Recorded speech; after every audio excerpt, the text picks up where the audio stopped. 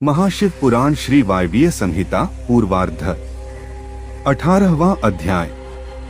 दक्ष का शाप।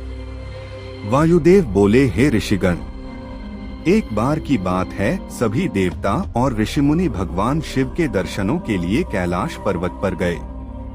उस समय देवाधिदेव महादेव जी देवी सती के साथ सिंहासन पर विराजमान थे। उसी समय दक्ष भी अपनी पुत्री से मिलने के लिए कैलाश पर्वत पर पहुंचे, परंतु देवी सती को अपने पिता के आगमन का ध्यान नहीं रहा। इसी कारण दक्ष क्रोधित हो उठे और उन्होंने महायज्ञ में अपनी पुत्री सती और भगवान शिव को आमंत्रित नहीं किया। देवर्षि नारद घूमते घूमते कैलाश पर पहुंचे और देवी सती को उनके पिता के यज्ञ के विषय में बताया। उन्होंने देवी सती को यह भी कहा कि दक्ष ने इस यज्ञ में सभी ऋषिमुनियों एवं देवताओं को आमंत्रित किया, परंतु आपको और भगवान शिव को नहीं बुलाया है। यह सुनकर देवी सती को बहुत दुख हुआ। उन्होंने भगवान शिव से अपने पिता द्वारा किए जा रहे यज्ञ में जाने की आज्ञा मांगी। शिव ने सती को बहुत समझाया कि बिना बुलाए उनका अपने पिता के घर जाना भी व्यवहार की दृष्टि से उचित नहीं है। लेकिन सती ने तो वहां जाना ठान लिया था।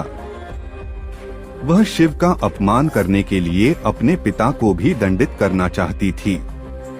तब वे अपने पति की आज्ञा लेकर नंदी पर सवार होकर अपने पिता के यज्ञ में पहुंची।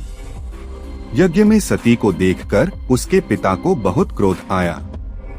सती बोली, हे पिताजी, मैं आपकी कन्या हूँ, आपने मुझे यज्ञ में क्यों नहीं बुलाया?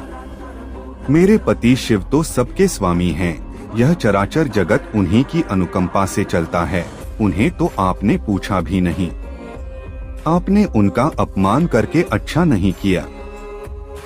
देवी सती के वचन सुनकर दक्ष अत्यंत क्रोधित होकर बोले, मेरी अन्य सभी कन्याएं व उनके पति सुपात्र एवं पूजनीय हैं।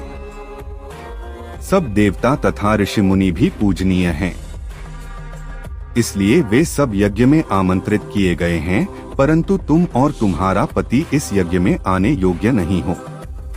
अपने पिता के ऐसे वचन सुनकर सती को बहुत दुख हुआ और वे बोली, शिव निंदा सुनना शिवद्रोह करना है। मैं अपने पति की निंदा नहीं सुन सकती।